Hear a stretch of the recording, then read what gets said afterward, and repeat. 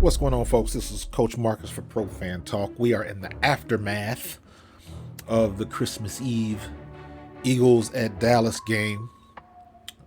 Dallas outlasted us, won the shootout, and it was a shootout.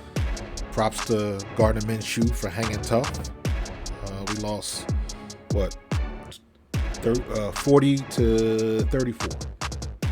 And it came down to we had our last possession and had a shot in the end zone, and we just didn't make it happen. So um, Dallas came ready to play,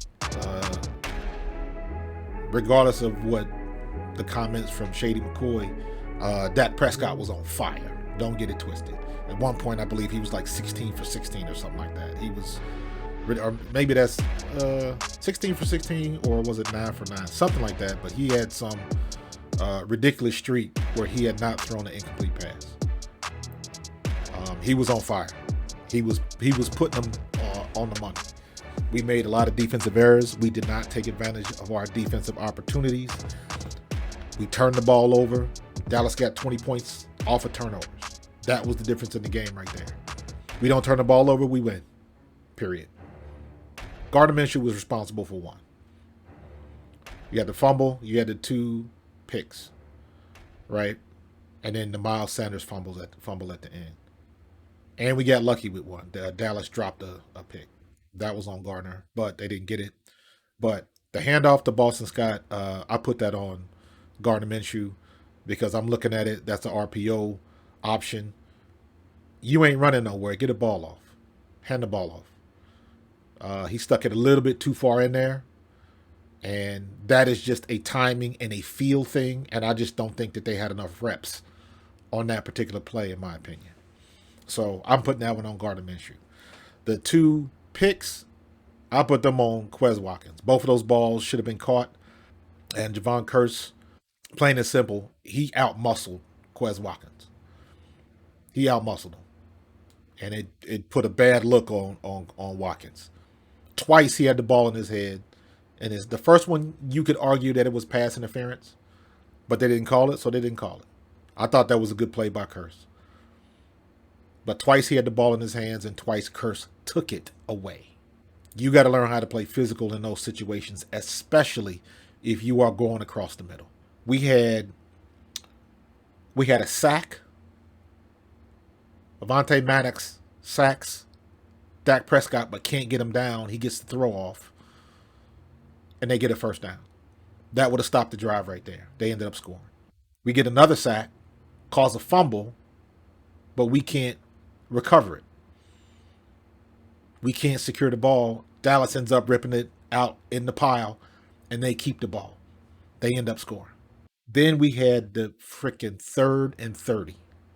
After the 2 sacks in a row, we got them at 3rd and 30, and T.Y. Hilton burns Darius Slay and Josiah Scott.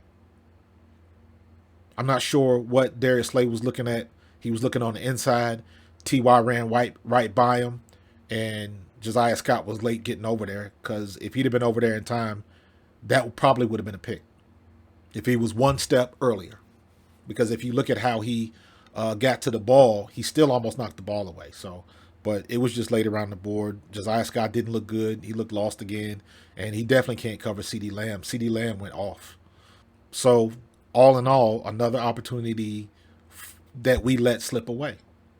Turnovers and not taking it, and it's weird because it happened on the defensive side, not the offensive side.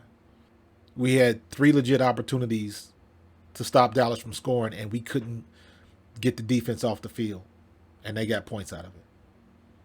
And that's how we lost the game. They took advantage of their opportunities. We did not.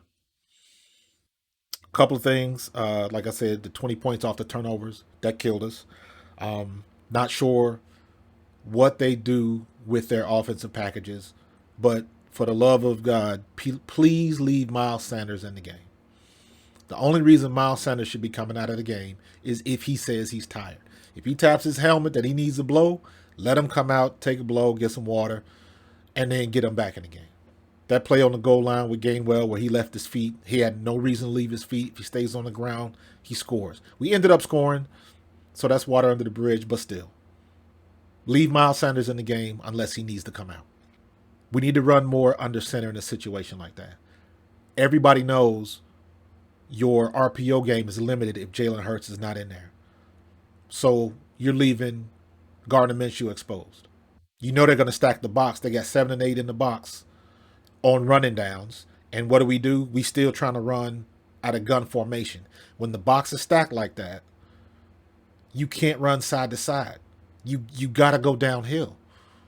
You got to force the linebackers to make a decision so our offensive line can get to them and create the holes. Then you do the same thing with the play action. They did that on the first Devontae Smith touchdown. They ran play action. They schemed it up perfectly with the formation, ran a good play action, and Minshew got the ball to a wide open Devontae Smith. That was a great play. But it was all based on the play action. Everybody thinks that we're running downhill, so everybody kind of crashes down. He pulls it out and hits Devontae Smith in the end zone. That's what you get when you run a good play action.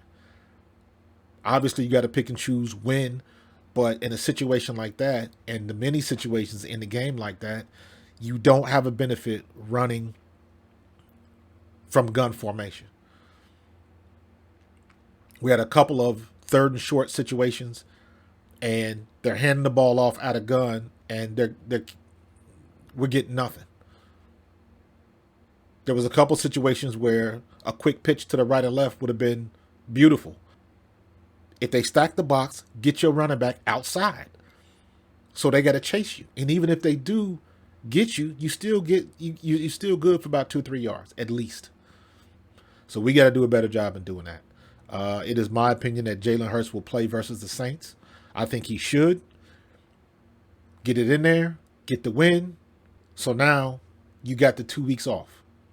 As we got a chance to be healthy. Not sure what the situation with Lane Johnson is. I haven't seen any reports as of yet. I'm recording this at about 11:55 on Monday morning. Just a quick update. I get the message from the NFL app that Lane Johnson is going to be out with an abdominal injury for the remainder of the regular season. So not much of a surprise. I didn't think he was going to come back because it looked like some type of growing, or maybe it was the same thing that happened 2 weeks ago. Winning this game against the Saints becomes paramount because we need that time to get our boys rested. Hopefully 4 weeks is going to be enough so Lane Johnson can come back ready to rock and roll, because we are going to need him in the playoffs. Avonte Maddox, I don't think he's coming back anytime soon. Maybe he'll be back that second week in the playoffs. That gives him 4 weeks to heal up to whatever's going on with his toe. If he's got turf toe or something like that, people laugh at turf toe when they say it. Turf toe is real, and it hurts. Had it before, it sucks. Because all that pain comes through the ball of your foot. Every time you try to push off, it hurts. Every time you try to change direction, it hurts. So turf toe was no joke. So, and the fact that he had a boot on after the game doesn't look too well. So he's going to need all 4 weeks to come back. In the meantime, we got to deal with, once again, with the Josiah Scott experience. Hopefully we can get that ironed out and get the communication in the secondary ironed out. CD Lamb took Bradbury to task. T.Y. took Slay to task. And we got to get our secondary right. So hopefully we can get it together versus the Saints. Secure the NFC East. Get the first week bye and keep things moving. Props again to Gardner Minshew, because that was a shootout.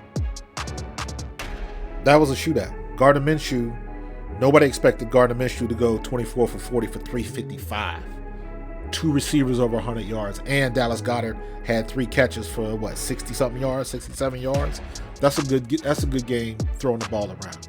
We had an opportunity to win, we just didn't make it happen. So not much more I can ask for Gardner Minshew. He played great as a backup, and hopefully he'll get another shot versus the Giants. That bye week is going to be crucial, and we got to get it. So let's regroup and get to work and get ready for the Saints. Go Birds.